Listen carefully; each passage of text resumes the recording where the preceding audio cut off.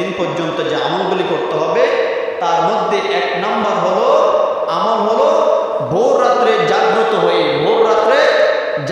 হয়ে সেহরি খেয়ে বা সেহরির আগে জিকির আজকার করে, কোরআন তেলাওয়াত করে এবং বান্দার 2 বছরের গুনাহ আল্লাহ তাআলা ক্ষমা করে দেবেন। সেহরি খায়, আমরা রমজান অনেক সময় সেহরি খায়, অথবা কেউ 2 রাকাত তাহাজ্জুদ পড়েছি, অথবা সেহরি খাওয়ার পরও কেউ 2 রাকাত তাহাজ্জুদ পড়েছি, পড়ে কোরআন তেলাওয়াত করেছি, হাদিস পড়েছি, আল্লাহ তাসবিহ তালিম করেছি। যদি এইটা পড়ে যদি আল্লাহর কাছে দোয়া করে, আল্লাহ বলেন আমি তার জিন্দেগি থেকে, তার হায়াত থেকে আমি 2 বছরের গুনাহকে ক্ষমা করে দিলাম। 1 নম্বর হলো এটা। 2 নম্বর হলো কোন পুরুষ যদি জামাতের সাথে সালাতুল ফজর নামাজ আদায় করে,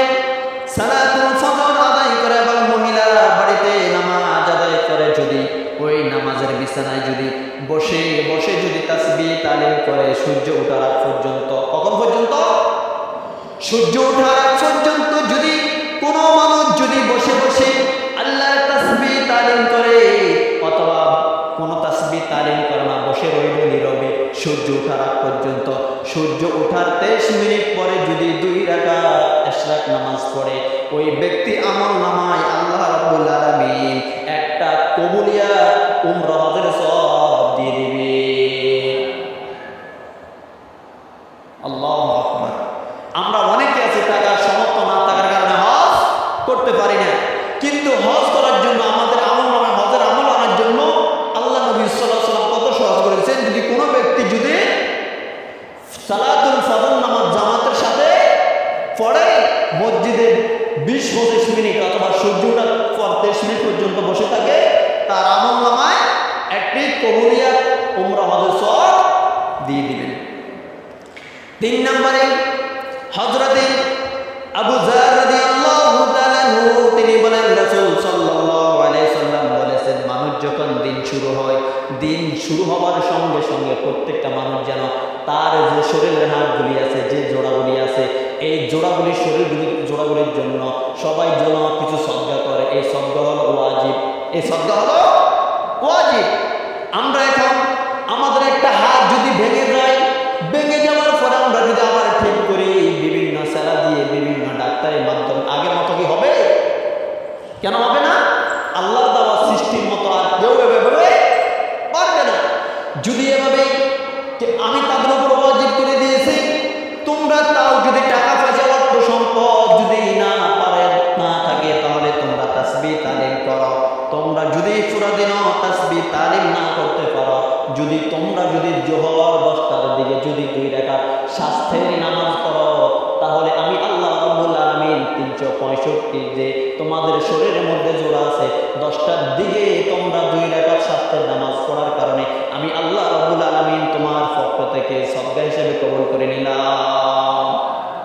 360টির জোড়া যে সদকা দেওয়া দরকার, 2 রাকাত নামাজ পড়ার কারণে আমি আল্লাহ তাআলা তোমাদেরকে 360টির জোড়া সদকা হিসেবে দিয়ে দিলাম। এখন আমরা তো মূল ফরজ নামাজ পড়ি না, কি সাতটার নামাজ আর ইশরাক নামাজ পড়ব। মুসা নবী সাল্লাল্লাহু আলাইহি সাল্লামের কাছে একদিন এক মহিলা আসলেন। মহিলা বলল, ইয়া রাসূলুল্লাহ, ইয়া হাবিবাল্লাহ, আমি তো জিনা করছি, জিনা করার পরে আমার গর্ভে একটা সন্তান এসেছে, এই সন্তানটা বড় হয়েছে, এখন সন্তানটা সমাজের মধ্যে চলে, এই সন্তানটা সমাজের মধ্যে চলতে আছে, সন্তানটা সমাজের মধ্যে চলতে আছে, আমার কপালে কি কোনো তওবা আছে কিনা? মুসা নবী বললেন, এই বেটি, তোমার কপালে কোনো তওবা দরজা নাই, তুমি চলে যাও, তুমি চলে যাও। স্বাভাবিকভাবে আমাদের সমাজে যদি কারো যদি জিনার করার পরে যে পুরুষটা যে বেটির সাথে জিনা করছে, ওই বেটির যদি একটা সন্তান হয়, সন্তান হওয়ার পরে সন্তানটা যদি সমাজে চলে, যে বেটা জিনা করছে তুই সে বলবে তুই জাদুয়া, বলবে না? আর মহিলাকে ঘৃণা করবে না? প্রত্যেক